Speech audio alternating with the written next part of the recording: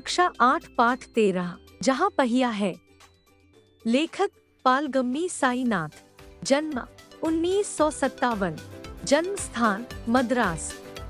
इस पाठ में लेखक साईनाथ जी ने तमिलनाडु के एक जिले पुडुकोट्टी में रिपोर्टिंग की।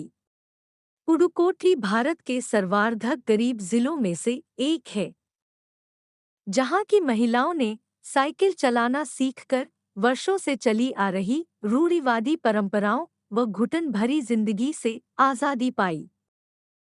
लेखक पाठ के शुरुआत में एक प्रश्न करते हैं कि क्या साइकिल चलाना एक सामाजिक आंदोलन हो सकता है। फिर वो खुद ही अपने प्रश्न का जवाब देते हुए कहते हैं कि यह कोई अजीब सी बात नहीं है। पुडुकोट्टी जिले की हजारों नवसाक्षर, नई पढ़ी लिखी ग्रामीण महिलाओं के लिए अब यह आम बात हो गई है।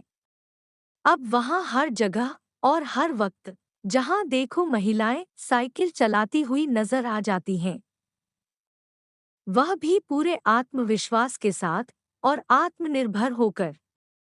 लेखक कहते हैं कि लोग अपने विरोध को जताने के लिए और साइकिल चलाना सीखकर उन्होंने अपने जीवन की सूरत ही बदल दी। इस साइकिल आंदोलन में अधिकतर महिलाएं और स्कूल या कॉलेज से अभी नई नई पढ़कर आई लड़कियों ने बढ़चढ़कर भाग लिया था। यानी गांव की 1/4 महिलाओं ने साइकिल चलाना सीख लिया।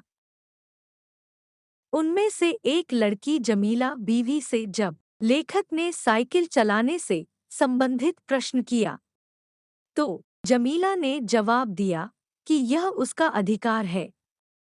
अब वह अपनी साइकिल से कहीं भी कभी भी आ जा सकती हैं। अब उसे बस का इंतजार नहीं करना पड़ता है। एक अन्य लड़की फातिमा बीवी ने लेखक को बताया कि जब उन्होंने साइकिल चलाना शुरू की तो लोग उन्हें ताने मारते थे, भला बुरा कहते थे, लेकिन उन्होंने कभी भी उनकी बातों पर ध्यान नहीं दिया। फातिमा एक माध्यमिक स्कूल में पढ़ाती हैं और आर्थिक स्थिति ठीक न होने के कारण वो हर रोज शाम को आधे घंटे के लिए साइकिल किराए पर लेकर चलाती हैं। फातिमा साइकिल चलाने को अपनी आज़ादी से जोड़ती है और वह कहती हैं कि अब हमें किसी पर निर्भर नहीं रहना पड़ता। फातिमा, जमीला और अफकन्नी, जिनकी उम्र 20 वर्ष के आसपास है, उन्होंने अपने समुदाय की अनेक युवतियों को साइकिल चलाना सिखाया। इनके अलावा इस जिले में खेतिहर मजदूर, पत्थर खदानों में मजदूरी करने वाली औरतें और गांवों में काम करने वाली नसें, बालवाड़ी और आंगनवाड़ी कार्यकर्ता, बेशकीमती पत्थरों को तराशने में लगी औरतें और स्कूल की अध्यापिकाएं भी साइकिल चला रही हैं। साइकिल आंदोलन से जुड़ी एक महिला का कहना था कि इस आंदोलन ने महिलाओं के आत्मविश्वास को बढ़ाया और उनके आत्मनिर्भर होने में बहुत बड़ी भूमिका निभाई। अब वो लंबी दूरी की यात्राएं भी आराम से कर सकती हैं, अपने बच्चों को साथ में रखकर अपने काम में जा सकती है, अपना सामान खुद ढो सकती है। लेकिन इस आंदोलन को शुरू करना महिलाओं के लिए इतना आसान नहीं था। शुरू में महिलाओं को लोगों के विरोध का सामना करना पड़ा, ताने सहने पड़े, लेकिन धीरे धीरे इस आंदोलन को लोगों ने स्वीकार करना शुरू किया। अब किला कुरुची गांव में सभी महिलाएं रविवार को इकट्ठी होकर साइकिल चलाना सीखती हैं।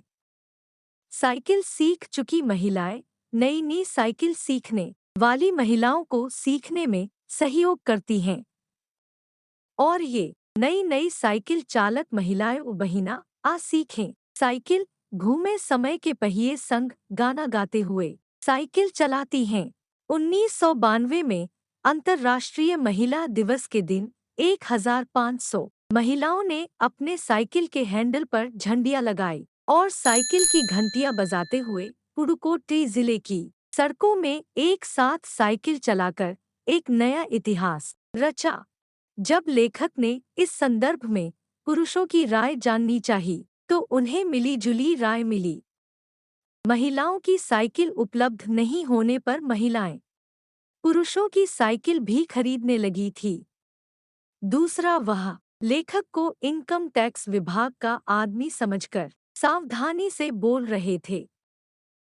जो महिलाएं कृषि से संबंधित उत्पादों को स्थानीय बाजारों में ले जाकर बेचती थी, अब उन्हें बस का इंतजार नहीं करना पड़ता है।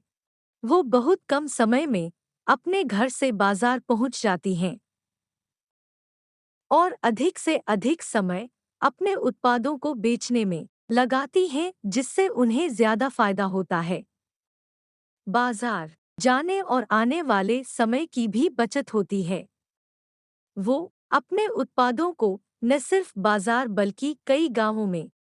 लेखक कहते हैं कि सच में साइकिल के पहिए ने महिलाओं की आज़ादी का रास्ता खोल दिया।